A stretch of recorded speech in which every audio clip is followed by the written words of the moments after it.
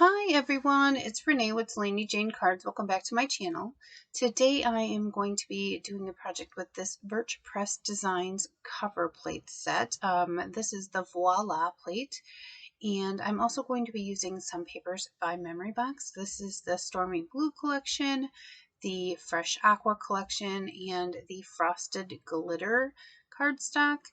All gorgeous, by the way, all very coordinating papers. If you're doing monochromatic cards, those stacks are awesome.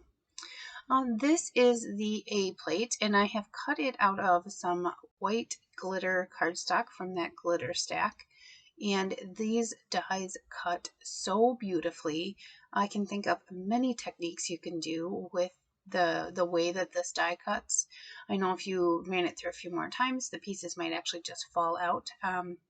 But the way it is, or the way it was there, you could add foam tape to the back and do some dimensional things. Now that was the A plate. This is the C plate. This plate has a smaller, intricate design, but it also has some embossed detail, some piercing. This plate would be gorgeous on its own. I chose to do this out of the third darkest color, my second darkest blue color. I actually picked 4 shades of colors for this card. There is a light blue, which is right here on the B plate. There is a white, which you've seen on the A plate. There is that more medium dark blue that I just cut out of the C plate. And then I did pick a dark blue to back everything so that it highlights the details. Now, I think that a lot of times we get stuck on the it has to be complicated in order to be amazing kind of mindset when it comes to card making, and that is absolutely not true. These cover plate dies make card making so easy. They're stunning. They create dimension. You can use different papers to create shine. You could use different media on these layers to create all sorts of amazing things. They are stunning and they create such a beautiful card. This is what it's going to look like when I adhere it all together. I mean, I was stunned and I made it, and it only took just a few minutes. I am going to use liquid glue when I adhere these. You could use something like Stick It, or I don't know, if you have a big Zyron maker, you could run it through and make it into a big sticker.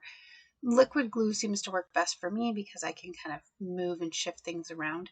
Everything does line up very, very well with these kind of dies, but sometimes I am not good at lining things up, so I like to use liquid glue. So here I'm just going to adhere this back plate, which is the C plate, to my piece of cardstock that I cut, which is that darker blue color.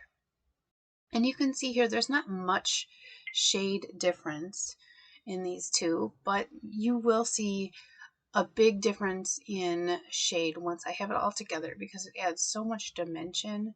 This would just be stunning cut out of white or black or any monotone color. I just chose this blue combination, and then I'm going to top it with the white, and I think it is so pretty. So here I'm just adding that B plate on top of the C plate, and I could just stop here. It is already gorgeous. I could have stopped at the last plate. I mean, who are we kidding? Somebody would have still been like, that is so pretty. But adding this third layer here, and Birch Press is very good at these dies.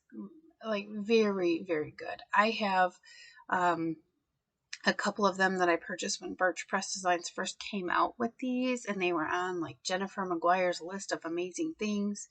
You know how she puts all them lists out every year. I have one from that original set of cover plates that they released, and I absolutely love it, and it is still available on their website today. So I will link that one below as well.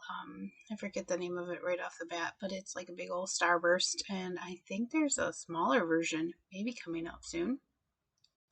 So here I'm going to go ahead and take care of my sentiment. I did decide to die cut a sentiment. I didn't use a single stamp in this card, and I'm absolutely fine with that. So I just took the scraps of the pieces that I had die cut the backgrounds from, and I decided to use this big sugar script hello. I die cut the shadow part from the darker blue and the actual lined hello part from the white glitter cardstock.